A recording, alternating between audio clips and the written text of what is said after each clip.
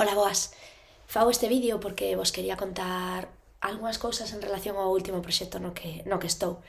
Creo que Instagram e as redes sociais e YouTube son lugares onde é moi guai porque onde hai un espazo como para contar as cousas que pasan e onde pois ao final aprendemos uns de outros de o que queremos facer, de que vías hai, de que forma se pode facer.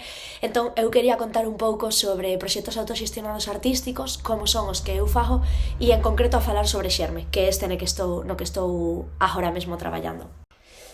Pois iso, para min os últimos 2 anos me pasaron un montón de cousas que son cousas que a mí me está costando moito entender, que me está costando moito integrar. Cousas como, por exemplo, en relación a que eu non vou ter a vida que a min, eu sempre vin que había que ter unha vida concreta e cando te facías maior, pois que tiñas que buscar unha parella, facer unha familia, ter filles, conseguir un traballo, traballar todos os días da semana.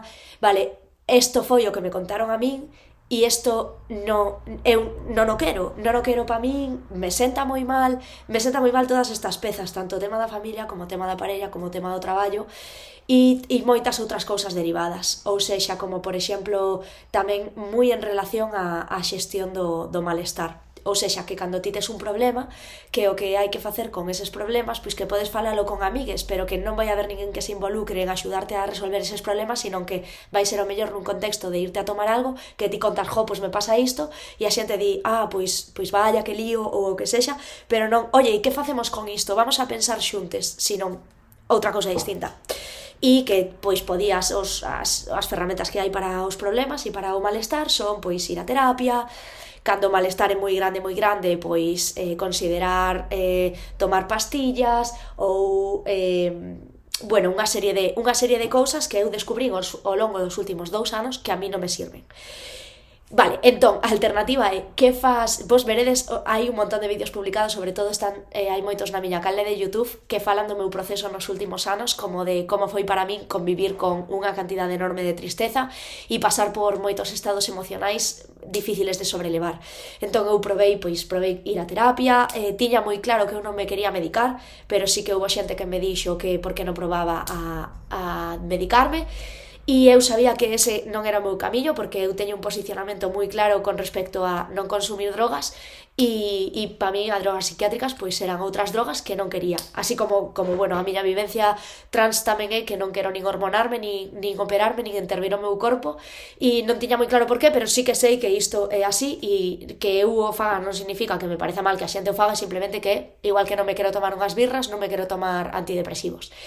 Entón, vale, nos últimos 2 anos sucederon un montón de cousas relacionadas tanto como o propio malestar como cos malestares do resto de persoas e hai moitas cousas disto que non sei como explicar o que significa a vivencia de renunciar á cicatrización, pero tamén a vivencia de moitas das cousas que están sucedendo en torno á autoxestión da vida fora do modelo familiar, de parella, de traballo, etc. Pasan moitas outras cousas fora diso que eu estou vivindo e que non sei moi ben como expresar. Entón me pasa que ao principio deste ano, pois claro, eu vivín experiencias moi fortes nestes últimos anos, sobre todo relacionadas cos desexos de morrer.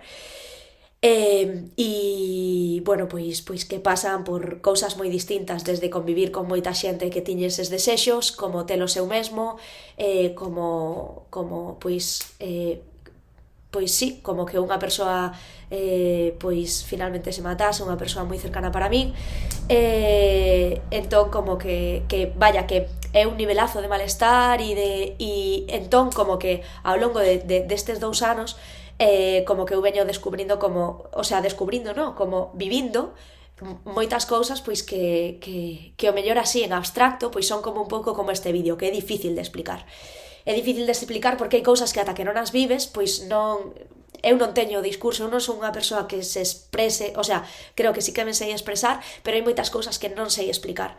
Entón a veces me pasa que para poder explicar cousas que me pasan e que preciso comunicar ao mundo, tanto porque eu teño unha necesidade de comunicar como porque hai moitas cousas que eu aprendo de ver as experiencias e as historias e as cousas artísticas que crea a xente desde a súa vivencia, pois que eu quero comunicar de outra forma. por iso nace Xerme. Xerme é unha novela que non é autobiográfica, en realidade conta unha historia como que non ten que ver coa miña vida. Pasan moitas cousas que a mí me pasan e que pasan no meu entorno, pero non ten que ver comigo directamente, como que, por exemplo, é unha novela na que hai rugby, na que hai peña que se traviste, na que hai un montón de peña que se sae moito da norma a moitos niveis. Pois sí, hai peña queer, hai peña que non ten parella, que non ten unha familia convencional, que non ten traballo convencional, hai peña migra, hai como un montón destas cousas que para min están no meu cotía. E bueno, pois isto. Entón, eu quería facer, o sea, por unha parte Xerme ten esta novela, que son 15 capítulos, e paralelamente hai un disco que son 15 colaboracións con artistas diferentes.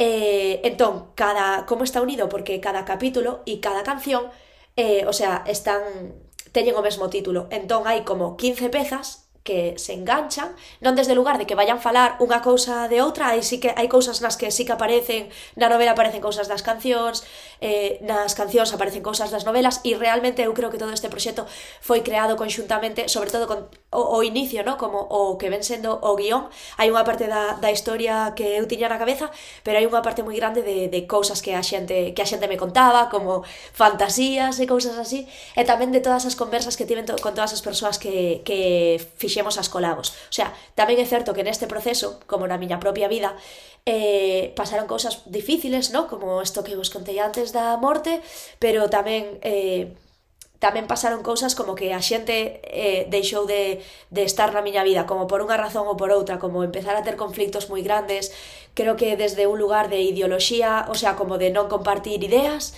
e non compartir formas de facer, e hai moitas cousas que aínda a día de hoxe non entendo. Creo que eu fixen dano, creo que a mí me fixeron dano, e neste proceso de intentar ver a ver que pa donde, que con quen, que así, non sei explicar o mellor, sinto, estou intentando explicar o mellor que podo. Por iso me estaba costando tanto facer este vídeo para falar de Xerme, porque é algo moito máis abstracto que dicir quero facer un disco, non sei, de reggaetón.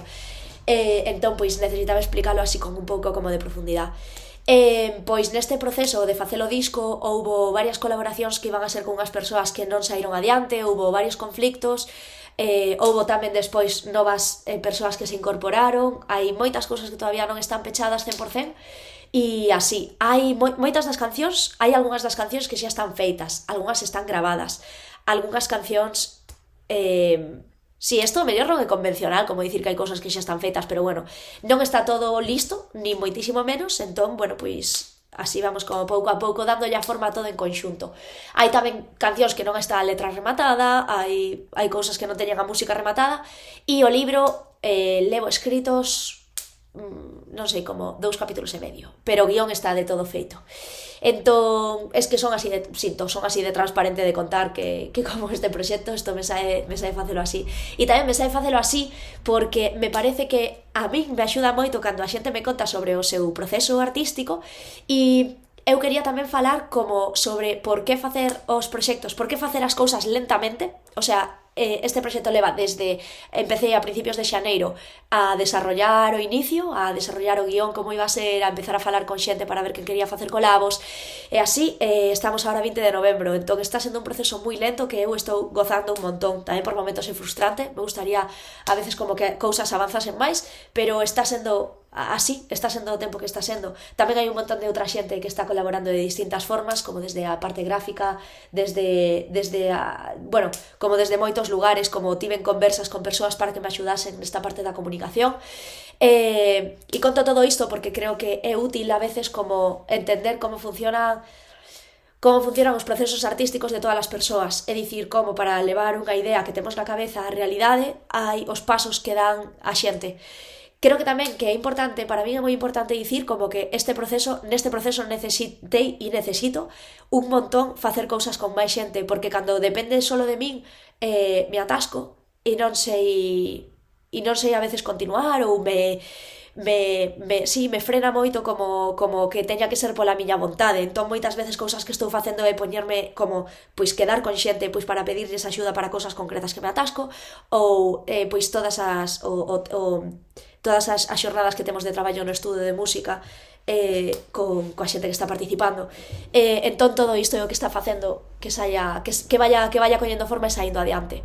Tamén, pois, a veces que lle leo a amigues pola noite cachitos do que estou escribindo, ensinar as cancións cando están collendo forma, e todo isto. Hai unha parte que eu quería contar, que creo que isto en realidade, como o de facer proxectos así, é un oficio tamén, como que creo que hai distintas cousas, ¿no? Como está por unha parte isto do artístico, que é explicar comunicar historias en distintas linguaxes. No meu caso, sobre todo, utilizo a comunicación verbal e a música. O sea, eu fago as cousas desde este lugar. Por exemplo, a min se me dá bastante mal todo o visual. Bueno, e logo nos directos tamén, ¿no? E en cando vou a coles e así tamén o movimento son un pouco as miñas linguaxes, é o que estou descubrindo ao longo deste proceso. Entón, creo que hai unha parte como de oficio en facer isto, e que é algo que eu estou aprendendo con máis persoas, e que me parece que é moi interesante, como para min unha cousa que me está gustando disto de aprender este oficio da arte e así, que é entender como que por unha parte hai unha industria musical, unha industria artística, unha industria non sei como se di, literaria, da literatura e así, e como pa min estou como collendo un pouco un camiño máis relacionado co oficio e coa artesanía e co autoxestionado. Non sei se, o sea, non quero como poetizar nada disto, ¿no? Pero que me parece un pouco máis que estou máis nese lugar que nun lugar industrial, porque todo isto se está facendo desde a xente cercana. O sea, hai xente a que lle pregunto que como fai as súas cousas e aprendemos unhas de outras, pero non hai unha produtora detrás, o que hai detrás é unha rede informal. O sea, en realidade, como non é como non sei, hai moitas persoas entrelazadas, moitas persoas facendo que isto se poda facer. E me parece moi interesante esta parte do invisible e esta parte do facer moi pouco a pouco. Entón, pois isto tamén está, para min, está moi relacionado con cousas que veño facendo últimamente para isto de Soste la Vida, como é que ten que ver coa redistribución. O sea, como que isto é un pouco complicado de explicar, pero creo que ahora non vou poñerme, non quero explicarlo como pormenorizadamente, pero creo que este proxecto se vai poder levar a cabo se a xente pon diñeiro porque quere que se leve a cabo. A forma que eu agora encontrei, despois de facer varios proxectos máis tamén autoxestionados, é a través dunha rifa.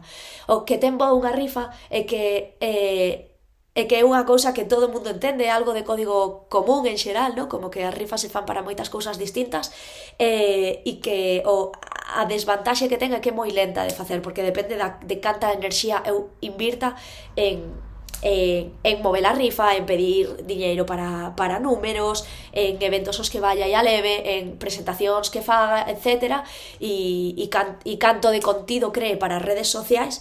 Isto tamén é como unha cousa que teño na cabeza, que canto máis contido se crea en redes sociais, o sea, pois non sei, imaxes gráficas nas que se ensinan os premios da rifa, outro tipo de cousas que te podas inventar, como por exemplo este xogo que estamos facendo Ichi e eu, que Ichi é unha das persoas que forma tamén parte do proxecto, que é como facer como, pois iso, ¿no? Como un xoguiño tipo aforcado, onde se vayan desvelando os nomes dos capítulos e das cancións.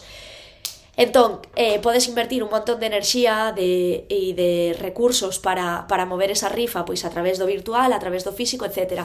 E hai unha parte de que todo isto se construe en común coa xente que escoita isto, coñece este proxecto e di, ostra, pois isto me mola un montón. Ou tamén pensa, bueno, non teño moita idea de que é, pero esta persoa me cae ben, vou poñer 1 euro ou 2 euros. Hai moita xente que está aportando iso, 1 ou 2 euros. O sea, me parece que tamén unha cousa moi chula e como moi horizontal, moi que prácticamente todo o mundo ten 1 euro. Entón, como que a xente se gasta moito máis en moitas outras cousas, ¿no? Como que irte a tomar unha birra ou algo así é máis de 1 euro. E que hai unha parte de que isto sexa como tan desde que, por exemplo, houve xente que puxo 1 euro e houve unha persoa, por exemplo, que puxo 100 euros para a rifa, polo momento. Que isto xa o vin tamén que pasaba nos crowdfundings, que había recompensas de máis diñeiro e outras de menos diñeiro. E a min unha cousa que me gusta un montón é como ver como todas esas aportacións se suman para poder facer algo en conxunto, e que me parece que isto é unha cousa moi guai que levar a vida, que moitas veces vexo que cando hai problemas, e é das experiencias que veño tendo como nestes últimos anos, que cando hai situacións difíciles, en realidade necesitamos xuntarnos para facer en común. Entón, pois non estou dicindo que de repente unha rifa sexa a solución para o individualismo, pero sí que hai unha parte de que se desindividualiza e se aparta tanto da parte industrial como da parte individual de eu xenero diñeiro, pois non sei, traballando ou facendo calquera outra cousa para poder facer este proxecto. Entón, estou intentando como non poetizar moito, non romantizalo, pero en realidade como que me sae que teño estes pensamentos. Entón, bueno, nada, que quería facer este vídeo para contarvos isto, que estou facendo este proxecto, que hai un montón de xente metida, que de onde sae o proxecto, que está sendo todo moi lento, que isto me está gustando e que tamén é bastante desesperante, porque como oxalá avanzase máis rápido e se conseguise, por exemplo, a pasta antes. Pero bueno, tamén é certo que como hai moitas cousas todavía que facer, pois vai ir ao ritmo que vaya indo, e isto me parece que nun mundo onde todo é super estimulante, todo ten que ser para xa e así, pois poder facer as cousas desde esta lentitude e como desde esta complexidade tamén, entrelazando un montón de persoas, vivencias, pensamentos e cousas distintas, como que me parece que é moi chuli. E sí, creo que quería contar isto, tamén dicir que pois ahora mesmo estamos polo segundo tramo. Estos son os tramos tal e como se estou facendo en papel. Aquí o primeiro, calma, xa está cuberto e vamos como, bueno, si quedan como 27 números, creo, de este segundo tramo. Son en total 15 tramos.